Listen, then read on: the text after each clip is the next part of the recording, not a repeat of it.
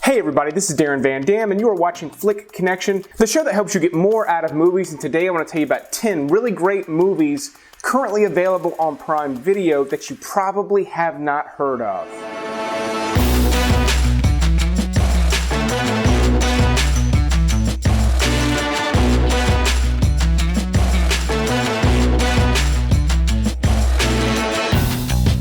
So this list contains 10 really great hidden gem movies.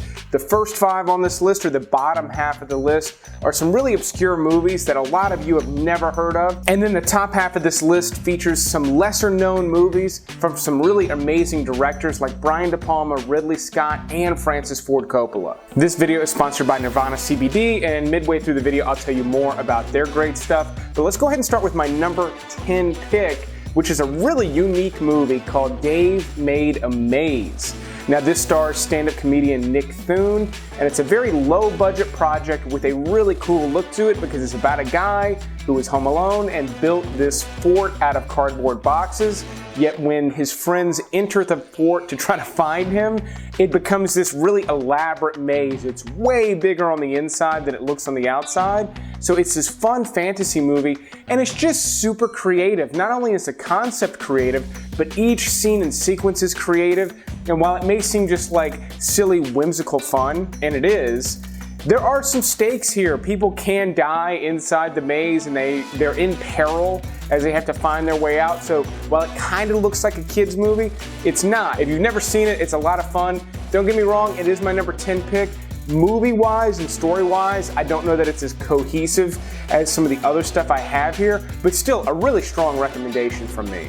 Now, because this is a hidden gems list, longtime viewers will know, there's a big variety and big swings in the tone of the movies on this list, and Buried stars Ryan Reynolds and couldn't be further away from Dave Made a Maze. In fact, it stars Ryan Reynolds and only Ryan Reynolds because he wakes up buried in a coffin, very much like Uma Thurman in Kill Bill Volume 2, and the entire movie takes place inside this box. It's very claustrophobic, but what's so impressive about this is not only does Ryan Reynolds' performance keep the ball moving, the way it's directed, it keeps things moving. You don't feel like you're stuck in one spot. I mean, you do, and that's the point of the movie, but it never becomes stale. They do a good job of changing things up within this very small set, and the story progresses and kind of keeps you glued to your seat. This is a really intense thriller. Keep in mind of the concept because you're not going to be going anywhere but this coffin, and somehow they managed to make it work, which is why I like recommending this movie. But it's at number 9 because of the restrictions within the storytelling that naturally come out when you decide to film inside of a coffin. Yet trust me, it does work. Hello, how can I help? Easy, fellas. Everybody's gonna get fixed up. Now verify your memberships, and we're off to the races.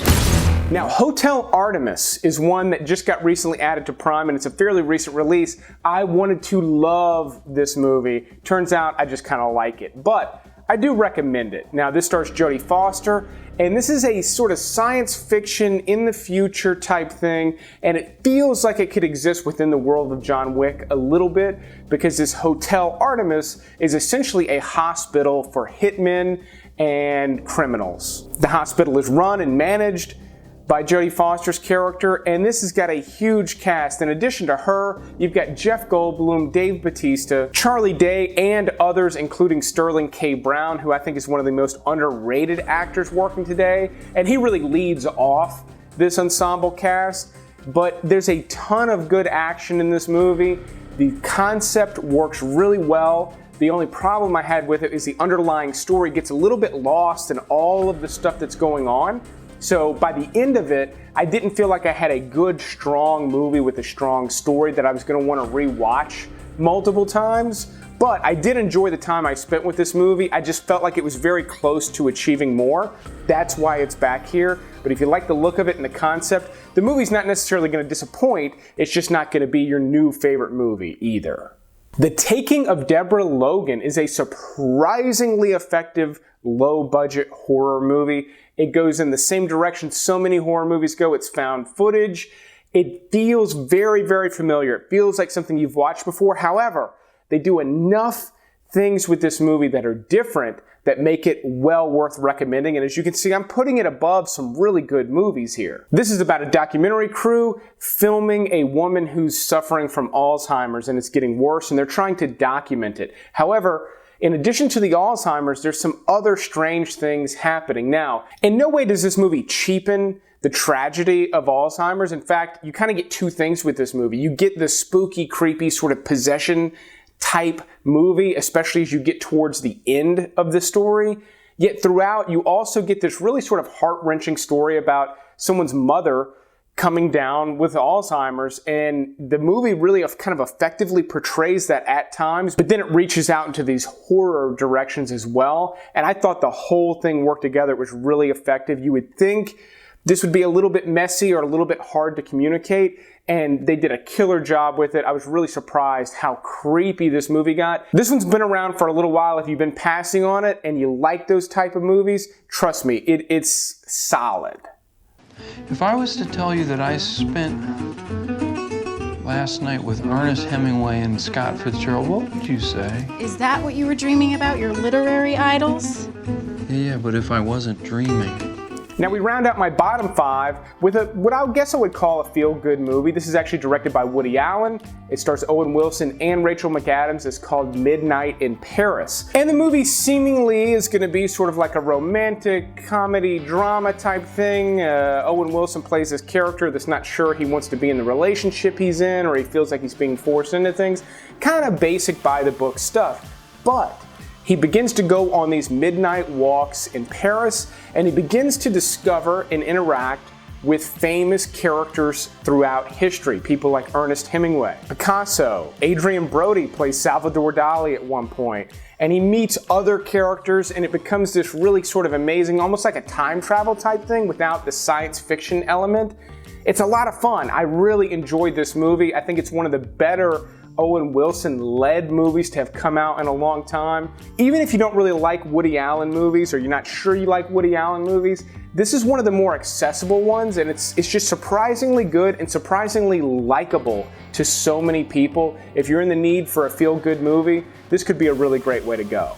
And speaking of feeling good, Nirvana CBD has sponsored another video. I have been using their products for a while and I really like them. Now, I have been using CBD, which is a hemp supplement without any of the THC, for about a year now, and I get really good results from it. It helps regulate my mood. I don't get irritated as easily. My crackly knees don't ache like they used to. And the thing I love about Nirvana CBD is they have a wide range of products. They have gummies, which I think are honestly the best gummies I've ever tasted. They got the tinctures for under your tongue, which some people prefer. They even have lotions and oils. In fact, I got a sunburn recently. I burned really bad. I mean, I've got like vampire in my blood.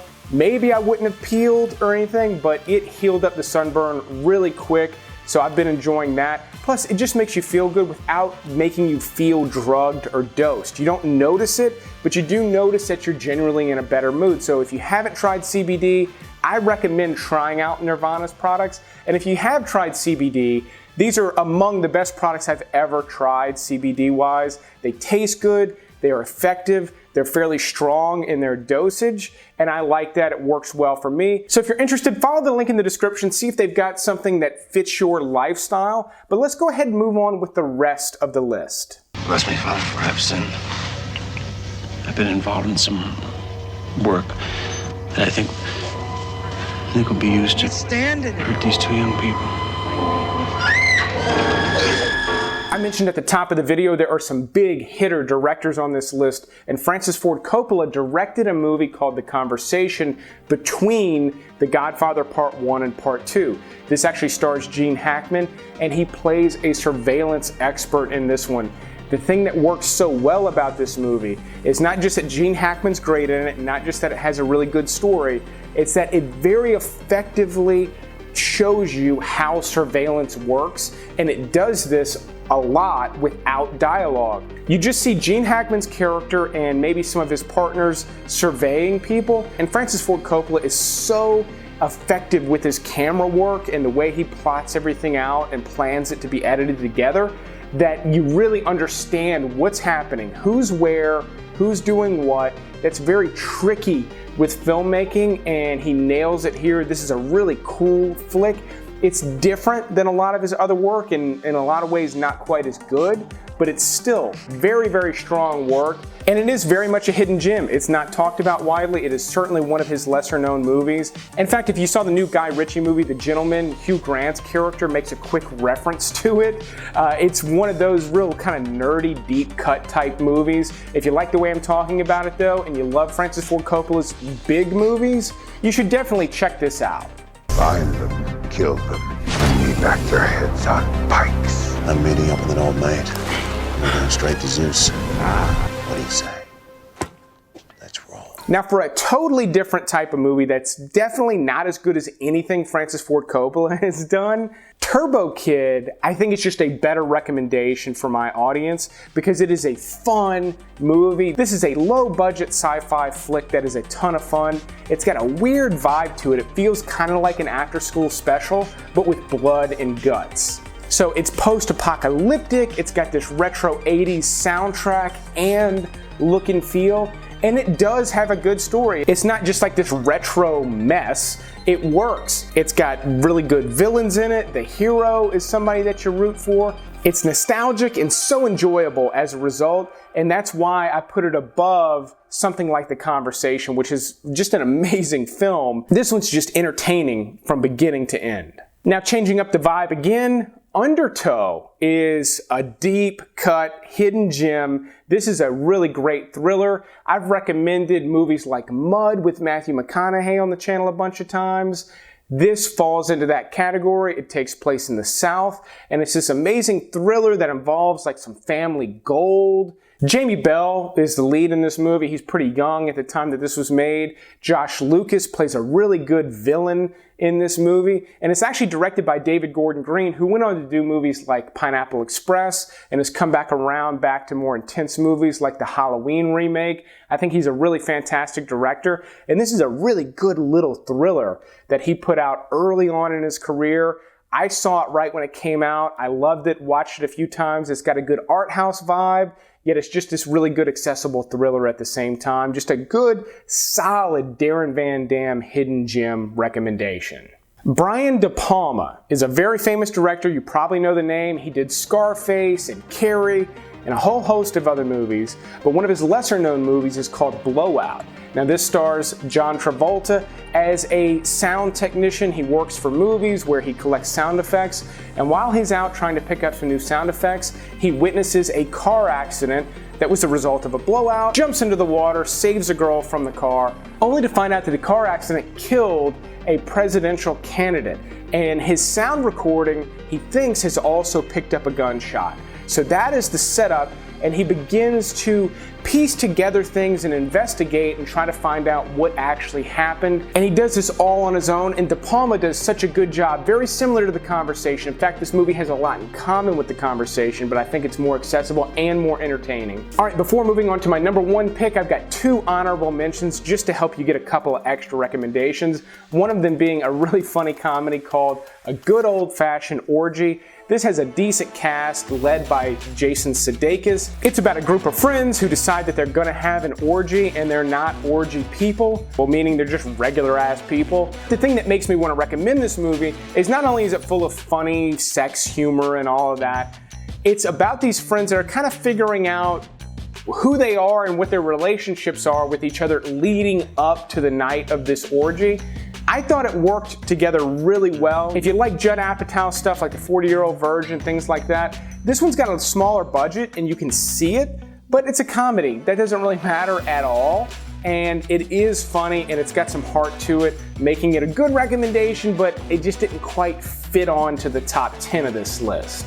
And that last comment goes for my other honorable mention, Resolution. This is a really effective sort of horror thriller thing, but it's a very slow burn, very, very slow, but it's incredibly interesting. This is done from the same directors as The Endless, which is another great hidden gem that's currently on Netflix. If you saw The Endless and you liked it, you need to watch Resolution.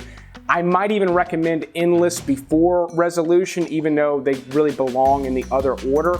The Endless is maybe the better movie, but man, Resolution is cool. You just have to kind of be in on it and you have to realize what's going on. And then it's just sort of surprising little indie horror flick.